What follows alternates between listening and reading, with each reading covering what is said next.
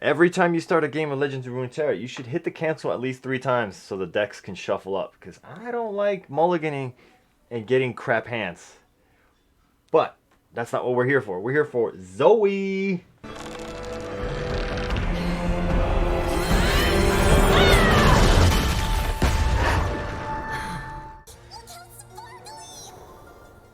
Oh, elusive 1/1/1. Okay, she's like a Teemo. Create a super cool star chant in hand, or if you have one, reduce its cost by one. Hopefully, this thing costs one, and it's like a burst and all this other stuff. I've seen you play 10 cards with different names. I've seen you. She's a 1/1/1. Nexus strike. Jesus Christ.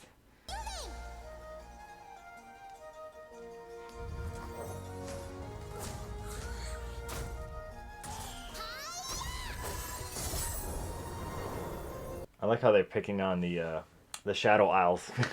I mean, the Shadow Isles have some elusive characters, I guess, but it's like, come on. Invoke a celestial card that costs 3 or less. So she has 2 of these. Oh, and it's burst. Wow, 3 or less. Okay. How do you protect her though?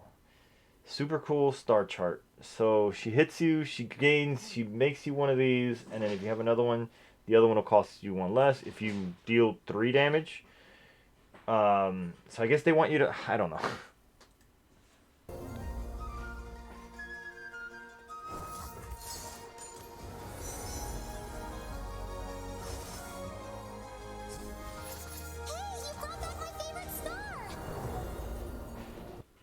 I missed the interaction there. How come he costs 0?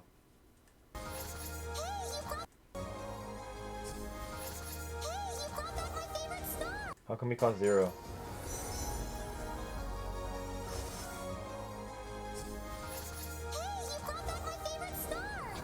I don't know. There must have been something that made him cost 0. Probably some other celestial card or something like that.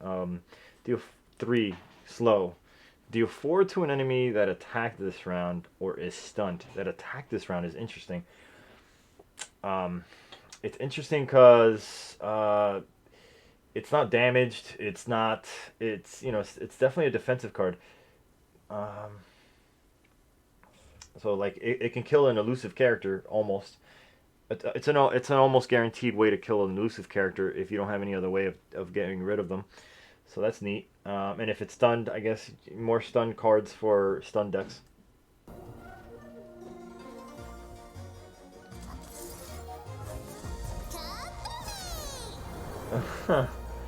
Okay. Spell Thief. Pick one of 3 enemy spells played this game and create a copy in hand.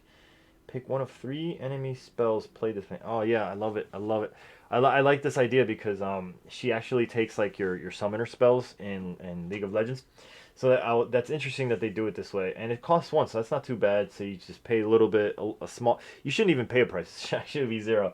The That'd be really dangerous. But she gets them for free. She has to last hit and stuff. So I don't know. 1 cost, I guess, isn't too bad. Burst spells can cost 0 with other cards. I think, right?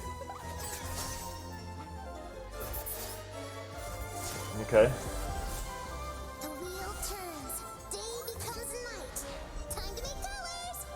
Alright, for the rest of the game, when you summon an ally, grant its keywords to all allies. Nexus Strike. Create a Behold the Infinite that costs 0 in hand. She's really strong. She can be really strong with these. I just don't know how you can like protect her. You'd have to give her. You have to make sure she stays on the board alive. Anything, a whisper will kill her. She doesn't even have like 1/2. She's just a 1/1. So,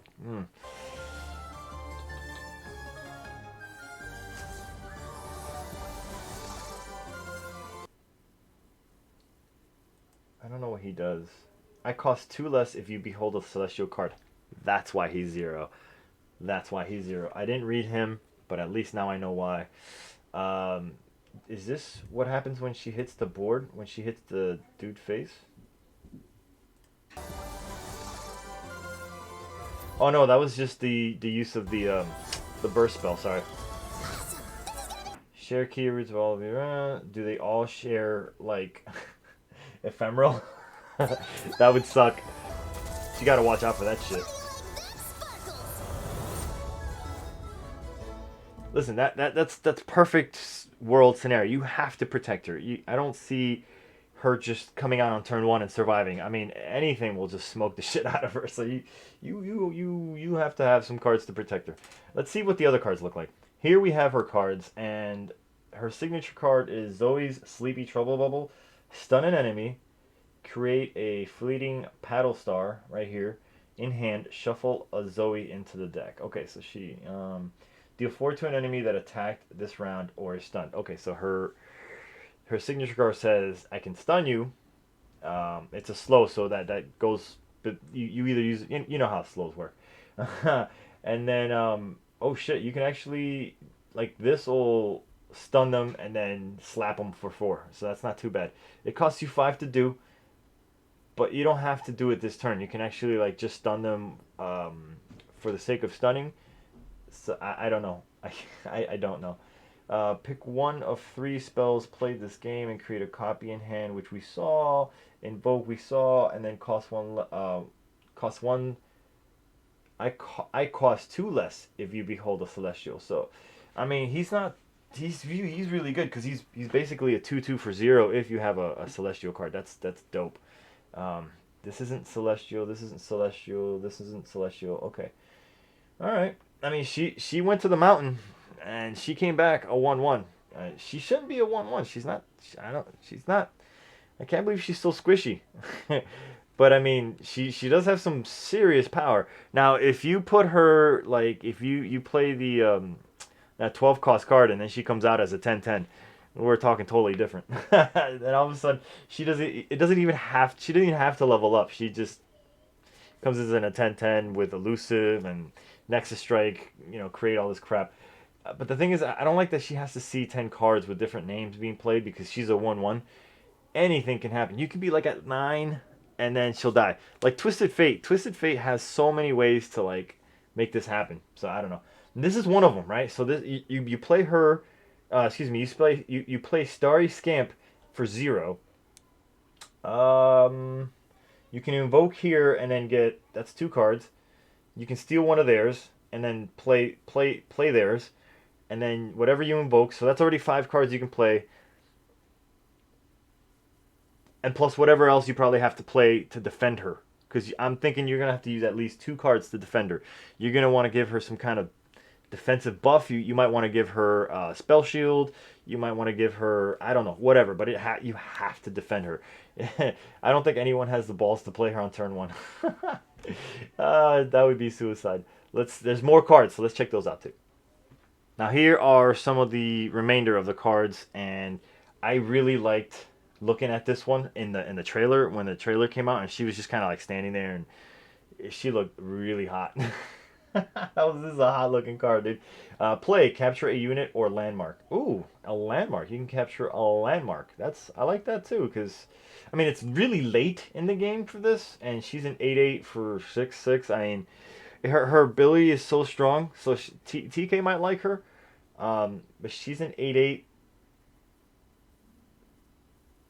She's an 8/8 for 6. I don't care. It doesn't bother me. She's pretty decent. What the hell is this? A landmark? Is this Thor? Yo, is this Chris Helmsley? Some inspiration from Thor. Oh shit, we got Zeus up in here and everything. All right, let's just start reading them. All right, so Pesky Spectre is ephemeral and he'll die. Last breath, create 2 copies of me in the enemy deck. What? So if my opponent plays him, he puts 2 of those in my deck. Is that so? Now I get 4, and then he eventually gets 8. Is that? I mean, and then each other's decks are just filled with pesky specters. Oh, what? Nightfall. Create a copy of me in hand. He can't block. He has fear. He has ephemeral right here. And he's got the Nightfall stamp, which is whatever. Uh, right now, I can't think of anything for him. So unless you're playing an only ephemeral deck, and then now you start thinking about spells that like can be buffed, like 2/2s and stuff, so that the ephemeral, the pesky specter that you give to your opponent, you give him two. If he even chooses to play those two, or even one of them, that means you have now gas for your other ones. So I mean, like that, it's a very niche deck. This fits in, I think. And let's see, the Grand Plaza landmark. When an ally is summoned, give it 1/1 and challenger this round. Oh, this card is beautiful. This landmark is beautiful. I really like this landmark, and this is why they're probably destroy. They have so many ways to destroy them now, because you put the that 5 cost card that gives that KDA card out of the stand, get out of the way, or whatever the hell it's called, and it provides you with, it lets you keep the buffs. So now your characters automatically come in as 1/1 and challenger, and you get to keep that. That's pretty sick. So that could actually fit in to that archetype. So that's really now I understand why they have so many ways to blow things up. These landmarks like her, and granted, she's too late, but I like this landmark. Solari Sunforger. Okay, so he's got Daybreak. He's a 4/5/4. Get the hell out of here, Daybreak. Give me Lifesteal this round. He's useful. He's very useful. He can make you stall, um, and he's got a 5. He swings up, dude. He swings up. He is really strong. What the hell? What the what?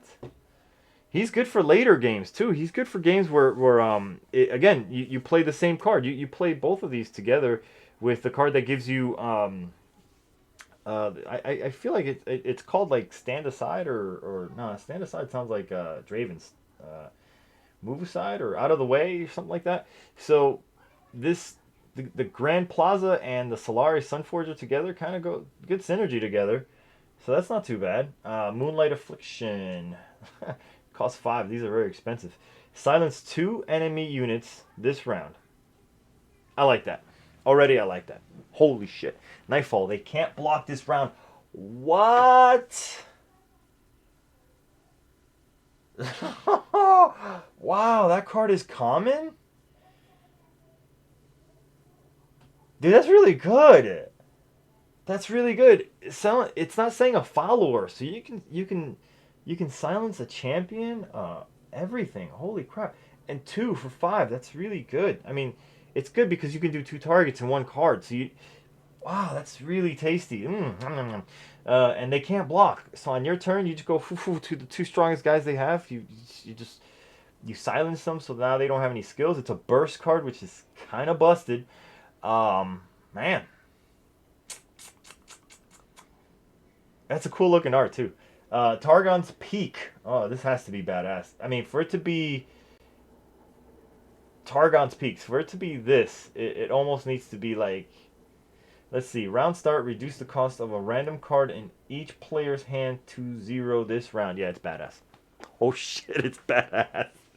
Holy shit. What? So you could pick anything and just play on turn 6? On turn 6, you can play anything. Like, as soon as you play Targon's Peak, we're about to go super ape shit. Uh,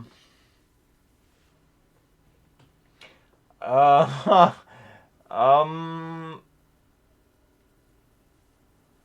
uh, any card, right? Reduce the cost of a random card. Okay, a random card in each player's hand to 0. You imagine having Feel the Rush in your hand on turn 6, and this thing randomly turns it into a 0, or you have it on turn 5, right? Or maybe you draw it from the start, and you say, you know what, I'm not gonna mulligan, and then you have like the Targon's Peak on turn 4 or something like that. All right, cool. I'm gonna play it. I'm gonna roll the dice. You play Targon's Peak, and it randomly picks that card, and then all of a sudden, hell breaks loose on turn 6, dude. Oh my god. I mean, that's the only thing I can think of right now, but I'm sure there's other ways to manipulate or to abuse this card, but that it just I'm just imagining anything thick. You put thick things into your deck and then you throw them thick things at your opponent. It just holy shit, that's crazy stuff. That's crazy stuff. Uh let me know. Let me know what you guys think. If you like any of these cards, if you hate any of these cards. Um yeah. Let's see what else is next in a couple of days. Till next time. Latest. And it's all I got.